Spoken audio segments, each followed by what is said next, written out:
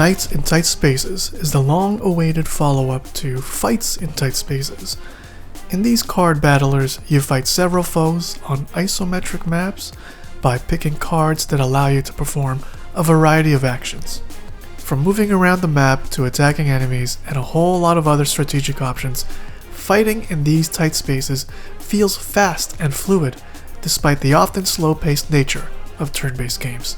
Right out the gate, I want to say I absolutely love this game and have been eagerly waiting for its full release ever since I played the demo to death last year.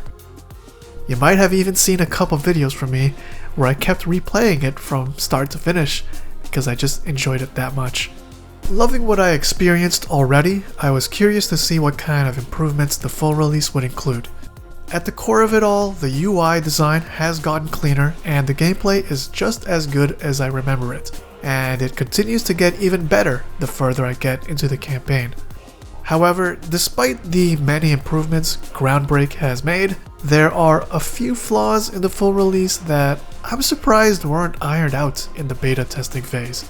While these flaws aren't immediately game-breaking for me, having to experience them over an extended period of time does start to wear on the experience. But what are those flaws, you wonder? Well, we'll get into the details of those flaws a little later on, but first, let's start off with the good. If you're new to the genre of deck builders, Knights in Tight Spaces thankfully offers several tutorials that help you learn the ropes along the way.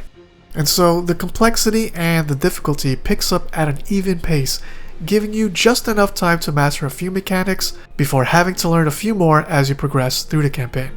If you have played other deck builders before, especially Fights in Tight Spaces, it's rather easy to pick up Knights in Tight Spaces, as the mechanics will feel familiar, but with the added challenge of managing more than just one character at a time.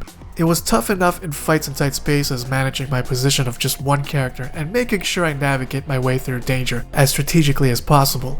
So now in Knights in Tight Spaces, you could have up to 3 medieval warriors you'll have to think about placing strategically across the map, especially if you want them to be in the best possible position to initiate team attacks. And that's something I instantly fell in love with when I played the demo, feeling rewarded for strategic teammate placement so they can dish out extra combo damage without having to spend momentum on extra cards. And then on top of that, there are cards that allow you to push, pull, and throw enemies around the board so that you can set up even more team combos or even throw them off the map for a quick kill. It's easier said than done though, as each enemy can do the same things to you in terms of messing up your positioning and potentially yeeting you off the map. And of course, in later sections of the game, you come across enemy types that can't even be moved in the first place, so you have to think twice about how you handle these enemies. That's the beauty of this game, and any game really, when you have several different enemy types that are easily identifiable in terms of their archetype, but you still have to take the time to learn their attack patterns and movement behavior so that you can figure how best to deal with them. So the core gameplay is rather exciting and accessible, and you really do just have to experiment with character classes and card types to see what fits your playstyle. The campaign can run between 2 to 4 hours, depending on how much time you take making decisions on the battlefield and on the world map. And with a game that plays as good as this, it would actually be easy to sit through once or thrice, if it weren't for a few jarring flaws that have ruined my experience so far. First of all, there's a weird hiccup between rounds where the game just pauses and stutters. And if you have the dynamic camera turned on, sometimes the foreground will obscure the action and you won't be able to tell what's happening. It wasn't like this in Fights in Tight Spaces, where most parts of the environment became transparent so you can see the action. And then even when you can see the action, it gets jarring to watch because of the over-exaggerated shaky cam that makes me feel like someone just dropped a boulder on my head. What makes this shaky cam so disorienting is that the camera doesn't naturally swing around. Rather, it skips all those movement frames entirely, then displaces its position before swinging back to center.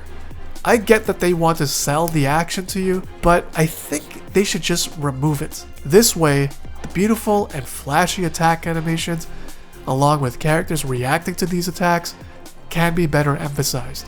Having the camera shake this drastically distracts from that and can make the experience grow tiresome just after a few battles. And just like in fights in tight spaces, there's no way to move the camera other than to rotate it.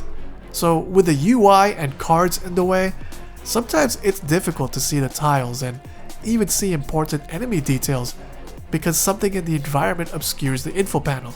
Sometimes one info panel will overlap another info panel. Lastly, I don't like how the music just cuts out at the end of battles, because what I loved about fights in tight spaces was getting to watch the real-time replays of the fights I just had while the amazing music by Nervous Test Pilot would bop in the background. In nights in tight spaces, it's just silent, and it kinda kills the mood for me. Especially since the replays still have the same problems as fights in tight spaces, where the camera would be off-center capturing the action at odd angles, or even being placed behind foreground objects that remain opaque and obscure the action completely. Then when you add in the shaky cam, it just doesn't make for a good long-term experience. And now that I notice all these things even more, it's actually shortened my usual playtimes compared to how I would just rip through the demo in one sitting. I am hoping Groundbreak addresses these issues and patches them out in a future update, because I really love the core gameplay and really wish we could also get a replay editor like the one in Sifu, so I can make my own custom camera angles and movements. But anyways, overall, I do love the game for its core gameplay loop, and while the story is your run-of-the-mill medieval adventure, the very cheeky and quippy character dialogue does keep it from going stale. And furthermore, as always, the music is just amazing. Nervous Test Pilot has created the perfect blend of epic strings backed by an acoustic drum set, and the soundtrack just really helps bolster the experience, getting you hyped up for the action.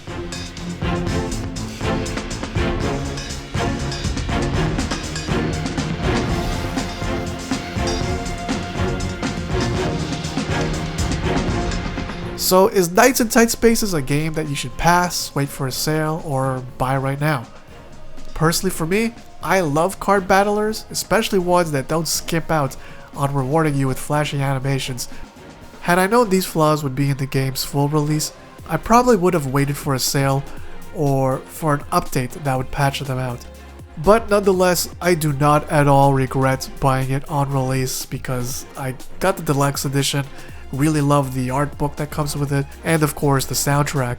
But now I want to hear from you guys. Have you played Nights in Tight Spaces? Are you interested in trying it out? And has my review helped you in making a decision on it? Whatever you think, leave a comment below. That is it for my first ever review on this channel. Thank you for watching, and I'll see you guys next time.